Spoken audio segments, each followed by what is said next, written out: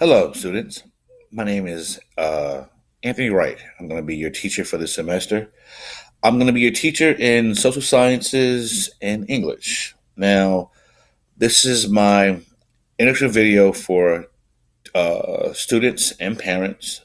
Covers grades 7 through 10, and this is going to be really focusing on American history from the Civil War to the present, and covering a lot of when it comes to English, reading comprehension, vocabulary, and application. Okay, so this is an introductory video for the parents and students on my expectations, and more importantly, is retention, how to study. Okay, because when you're in elementary school, you're learning, the fundamentals, but how to study and how to memorize is not a very important function for the teachers. So, what I want to do is to get you acclimated and get you familiar with what I expect as students, and also other parents on what to expect your kids to be learning and how you can help them best learn. These are some of the things that I want to cover. Okay, I feel is the best way to go ahead and do a video, so we go ahead and we see face to face where you see my face, but get a chance to know, what I think are the best methods on how to study and how to learn. Okay, so um, first of all, we're going to focus on when it comes to my class in social studies on what are the most best what we call secondary sources to use. Now, secondary sources have to do with things that are outside of the textbook. I recommend reading the New York Times. Very important. Reading the New York Times is a great way to get information that's going on in the world. Plus, you can go ahead always and research information on articles that may reflect what you're learning. Okay. The textbooks, of course. My another one is refdesk.com. Refdesk is basically a broken down version of Google that gives you different links to different information pieces that allow you to go ahead and pull up information when it comes to study. But back to the biggest question, study and retention. First of all, I'm going to show you guys, or I'm going to try to go ahead and show you how to study.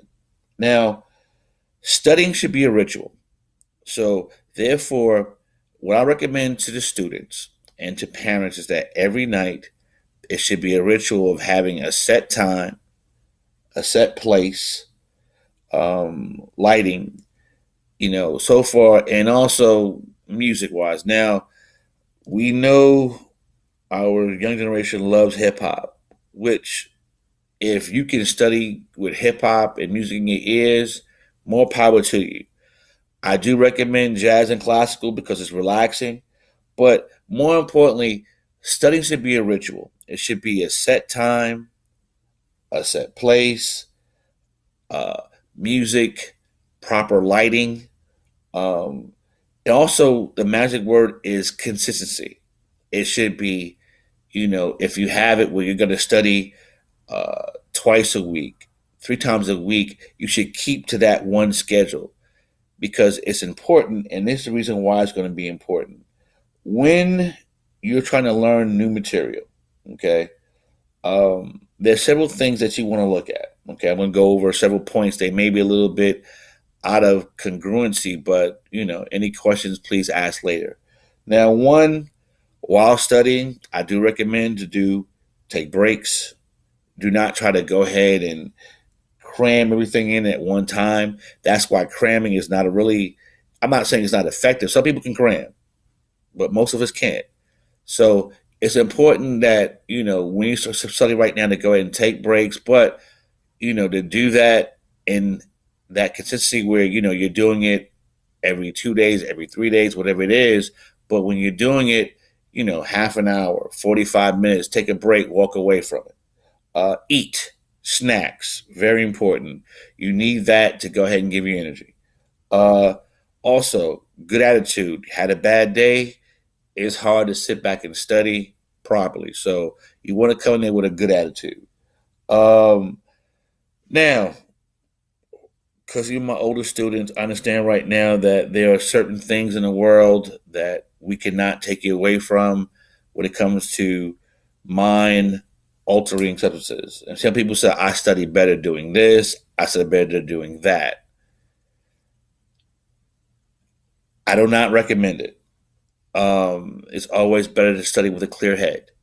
Um, but at the same time, I'm not going to justify the use of anything that's mind altering, but, again, it's however you best feel to study. Okay.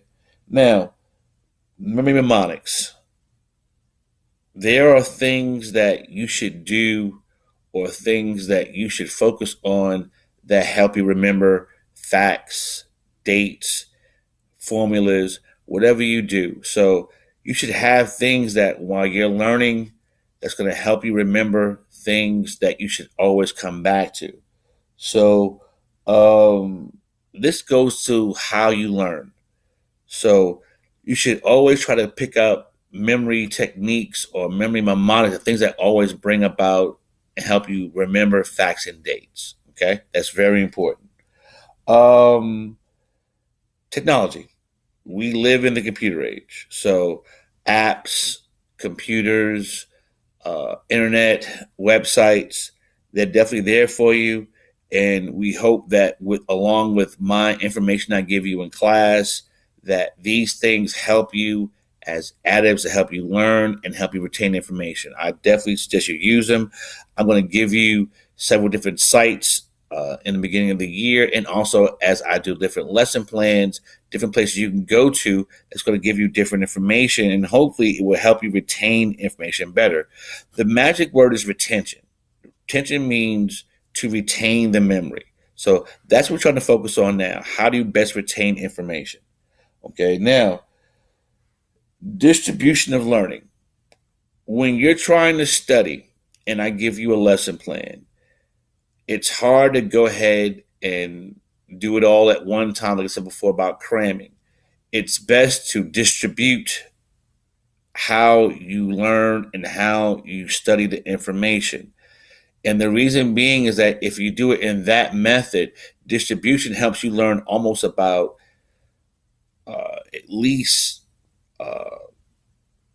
doubled the amount if you try to cram it, if you go ahead and properly distribute the memory or distribute the ideas you're trying to study.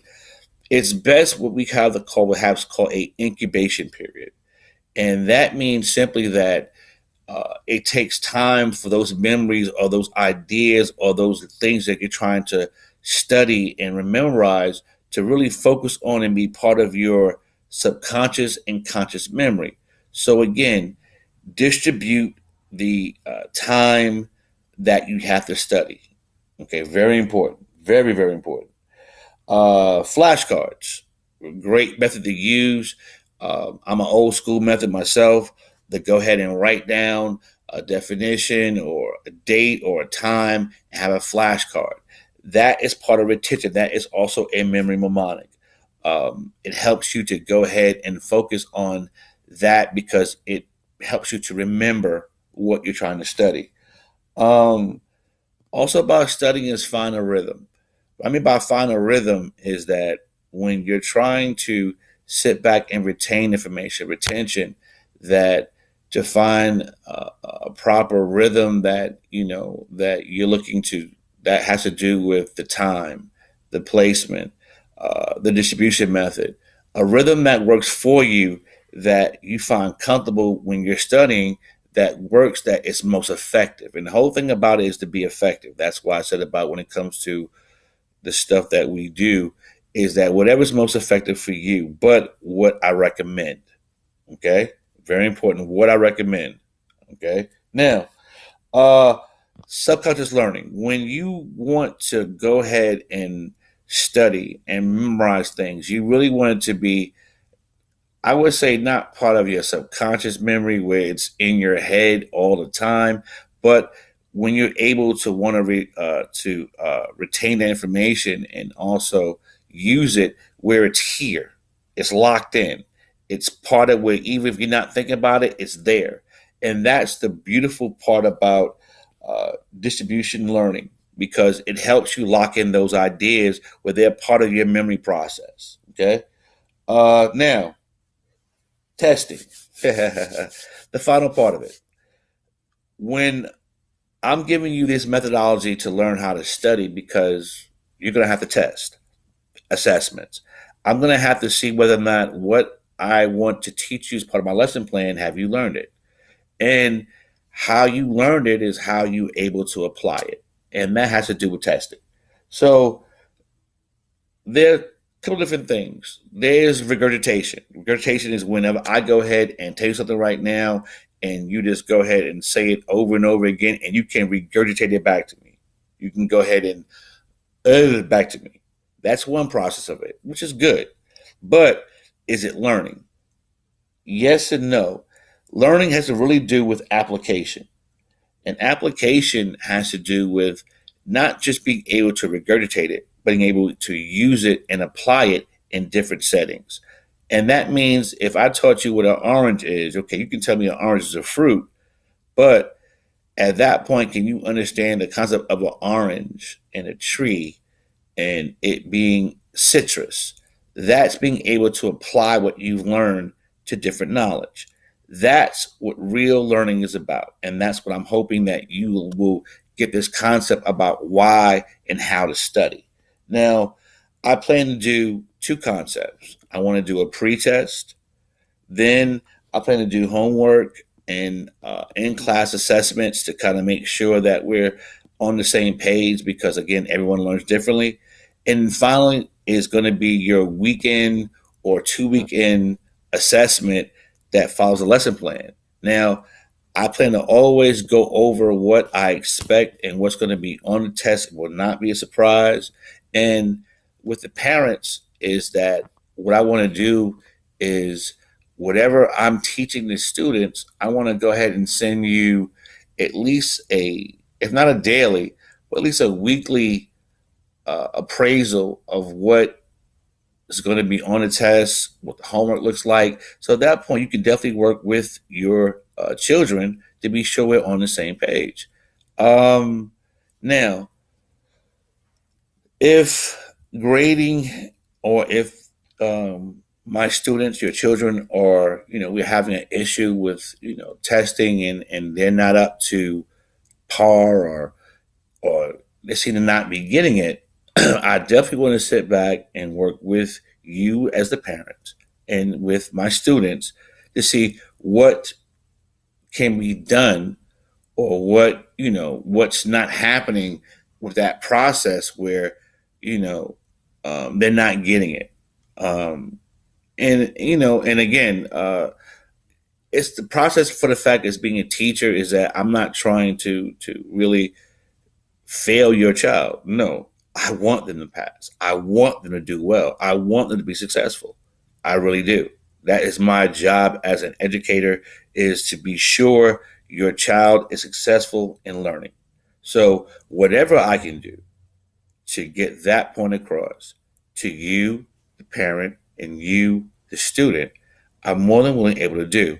Now, I've given you a lot of different things on how to study, what's the best way to study, uh, how to create different memory techniques to go ahead and memorize things, uh, how to go ahead and break down studying in different portions so you better retain the information, how to use technology, how to use old school technology like flashcards, uh, and what my testing is going to be like. So, with all that being said, again, you have my information. Please, any questions, get back with me. I'm more than happy to definitely get back with you. Thank you and have a blessed day.